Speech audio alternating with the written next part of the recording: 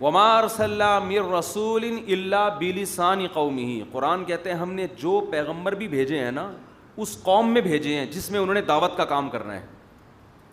کیوں؟ وہ پیغمبر اپنی قوم کی بیماریوں کو زیادہ سمجھتے تھے.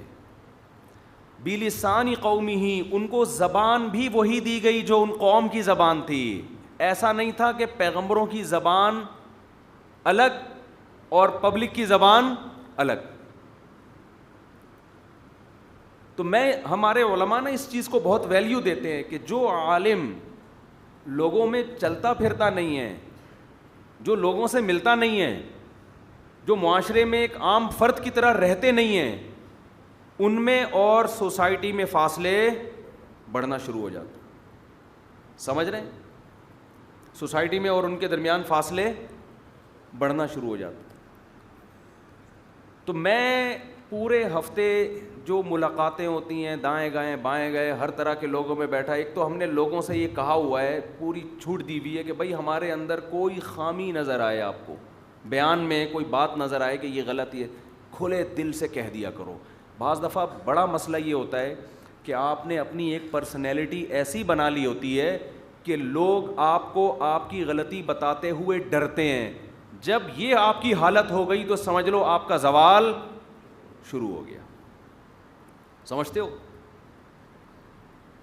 اب بات سے بات نکلتی ہے. میں آپ حضرات سے ایک بات کہتا ہوں، یہاں سارے جینٹس بیٹھے ہوئے ہیں، میل بیٹھے ہوئے ہیں، بندے بیٹھے ہوئے ہیں سارے، جن میں جتنے بھی یہاں مرد بیٹھے ہوئے ہیں نا، ان میں کچھ کسی کے بیٹے ہوں گے، کچھ کسی کے ابا ہوں گے، کچھ کسی کے شوہر ہوں گے، کچھ کسی کے بھائی ہوں گے، اور کچھ سب کچھ ہوں گے. مرد کے اندر ایک بڑا عیب یہ ہے، خوب سمجھ لیں، کہ جب اسے یہ بتایا جائے نا کہ تمہارے اندر یہ غلطی ہے تو وہ سنتا نہیں ہے، وہ فوراً جذباتی ہو جاتا ہے، غصہ آ جاتا ہے اس کو. یہاں سے آپ کا زوال شروع ہے. خاص طور پر مرد بیوی کے معاملے میں بہت سینسیٹیو ہوتے ہیں آج کل. عورت نے اگر کہہ دیا نا اپنے شوہر سے کہ آپ کے اندر یہ عادت خراب ہے، اس کو آپ درست کریں، تو آدمی کہتے ہیں میری بیوی کون ہوتی ہے مجھے سمجھانے والی. یہاں آ کے اس کا میٹر کیا ہوتا ہے؟ ایک دم گھوم جاتا ہے کہ تو ہمارا باپ ہے جو ہم کو سمجھا رہا ہے. یہ اس کی علامت ہے کہ آپ میں تکبر کوٹ کوٹ کے بھرا ہوا ہے. تکبر کا پوٹلا ہے آپ، تکبر کا بورا ہے. اپنی غلطی سننے کا اگر آپ میں تحمل نہیں ہے نا، آپ فرعون میں اور آپ میں کوئی فرق بولو نہیں. ایک دم ایکسائٹڈ ہو جاتے ہیں نا، بیگم نے کچھ بول دیا. آج ہماری بیگم نے صبح مجھے کچھ بولا، مجھے بھی آیا ایک دم سے طیش آنے لگا، تو پھر میں نے کنٹرول کیا. میں نے کہا صحیح کہہ رہی. اس کو بولا میں نے کچھ بھی نہیں، واقعی صحیح. اس نے جو میری غلطی نکالی تھی وہ بالکل، وہ غلطی کیا تھی میں کیوں بتاؤں آپ کو؟ بھائی کیوں بتاؤں آپ کو؟ ہماری غلطی ہم جانے، اللہ جانے. مجھے تکلیف ہوئی کہ بیوی کے منہ سے اپنی غلطی کا سننا اچھا نہیں لگتا کسی کو بھی. ابے یار ہم گیس بجلی کا بل ہم دے رہے ہیں، بچوں کی فیسیں ہم ادا کر رہے ہیں بھائی، تمہیں گھر میں ہم نے لا کے رکھا ہوا ہے، اور آلو پیاز ٹماٹر کا خرچہ ہم اٹھا رہے ہیں. سمجھا تم ہمیں رہی ہو، سمجھا ہم تمہیں بجائے تم ہمیں سمجھا رہے. تو آدمی کو یہ نیچرل ہے ایک دم سے نا، تھوڑا سا وہ دماغ کی تاریں دائیں بائیں ہوتی ہیں. باپ سمجھائے پھر بھی آدمی آج کل تو باپ کی بھی برداشت نہیں کر رہے، بیوی کی کہاں برداشت کریں گے. باپ کچھ بات سمجھا کے تو دیکھے. آج کل گھروں میں جو باپ اور بیٹے کے تعلقات اچھے ہوتے ہیں نا، وہ اس لیے ہوتے ہیں کہ باپ نے کمپرومائز کیا ہوا ہوتا ہے کہ بیٹے کو چھیڑنا نہیں ہے بالکل. ان کی صنف نازک جو ہے، یا ان کی طبع نازک پہ گنا نہ گزرے، اس لیے اچھے تعلقات ہوتے ہیں باپ بیٹے کے. جس گھر میں باپ بن کے دکھائے گا اس گھر میں تلواریں چلیں گی. بیٹے سنتے ہی نہیں ہیں. میرے پاس جو کیسز آتے ہیں نا، باپ کئی دفعہ کیسز آتے ہیں، باپ بیٹے کو سمجھا رہا ہوتا ہے میرے سامنے، بیٹا میرے سامنے ہی بول رہا ہوتا ہے ابا کو، ابا غلط کہہ رہے ہیں، ابا غلط کہہ رہے ہیں، ایسا نہیں ہے. میں کہتا ہوں یار تم مجھے بڑا مان کے میرے ساتھ آئے ہو، میرے سامنے آؤ، میرے سامنے اتنا چیخ رہے ہو تو باپ کے سامنے کتنا چیختے ہوگے؟ کسی غیر کے سامنے تو آدمی تھوڑا سا خیال کر لیتا ہے نا. وہ 2 منٹ میں اندازہ ہوتا ہے فالٹ بیٹے میں ہے, یہ سن ہی نہیں رہا. ارے سن لے تھوڑی دیر یار, پھر بعد میں سمجھا دینا کہ ابا کو تھوڑی سی غلط فہمی ہوئی ہے, اس طرح نہیں ہے بس. تو اس کا نا نشے سے بھی بڑا گہرا تعلق ہے. یہ جو آج کل سگریٹیں اور بار بار چائے چائے چائے چائے, یہ سب چیزیں انسان کو ہائپر کرتی ہیں. فضول قسم کے یوٹیوب پہ نا, کل میں نے دیکھا کافی کے فائدے, کوئی فائدہ نہیں ہے کافی کا, یہ یوٹیوبرز بیوقوف بناتے ہیں. بعض دفعہ تو یہ رپورٹ سے ثابت ہوا ہے کہ کافی کی کمپنیاں یہ گڑبڑ کر رہی ہوتی ہیں, ڈاکٹروں کو ہائر کیا ہوا ہوتا ہے کافی کے فائدے پہ. کافی کا یہ نشہ ہے بھائی, کوئی فائدہ نہیں ہے اس کا, نہ چائے کا, نہ ہم بھی پیتے ہیں چائے لیکن فائدہ نہیں ہے, بس ویسے ہی پی لیتے ہیں کہ شکر ہے گٹکے سے بچے ہوئے چائے کی وجہ سے.